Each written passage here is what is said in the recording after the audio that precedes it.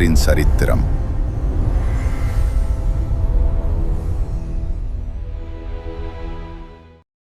அந்த நாட்களில் ராஜாவாகிய அகாஸ்வேரு என்பவன் இந்திய தேசம் முதல் எத்தியோப்பியா தேசம் வரைக்கும் உள்ள 127 நாடுகளையும் அரசாண்டான்.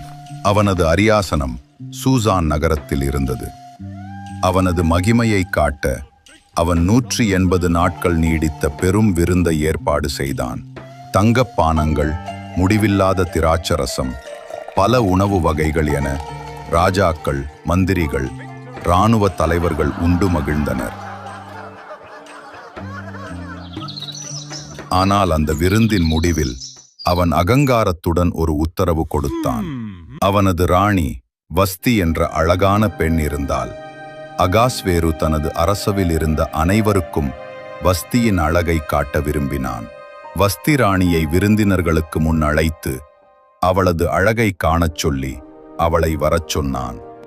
ஆனாலும் பிரதானிகள் மூலமாய் ராஜா சொல்லி அனுப்பின கட்டளைக்கு ராஜஸ்திரியாகிய வஸ்தி நான் வரமாட்டேன் என்றாள். அவனது பெருமை காயமடைந்தது.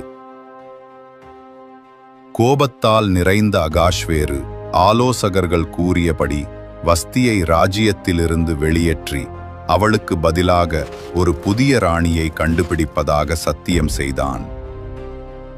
ஆனால் அந்த முடிவில் கூட தேவனின் கை செயல்படத் தொடங்கியது.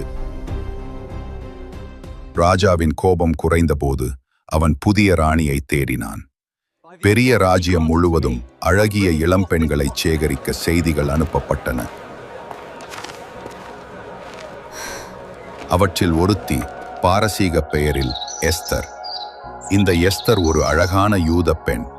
அவள் ரூபவதியும் சௌந்தரியமுள்ளவளாக இருந்தாள்.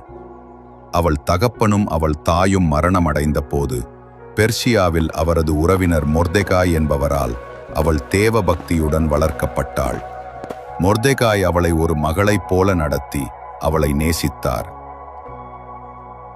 அந்த நேரத்தில் பெர்சியாவில் ஏராளமான யூதர்கள் அகதிகளாக வாழ்ந்து வந்தனர். ராஜா தனது புதிய மணமகளை தேர்ந்தெடுப்பதற்காக எஸ்தர் பல இளம் பெண்களுடன் அரண்மனைக்கு வரவழைக்கப்பட்டாள். எஸ்தர் அரண்மனைக்குள் சென்றாள். அவள் ஆடம்பரத்தை நாடவில்லை, கிருபையை மட்டும் நாடினாள். மற்றும் தேவன் அவளுக்கு எல்லாரிடத்திலும் கிருபை கொடுத்தார். அவள் புறப்படுவதற்கு முன்பு மொர்தெகாயிடம் தனது குலத்தையும் வெளிப்படுத்த மாட்டேன் என்று வாக்குறுதி அளித்தாள்.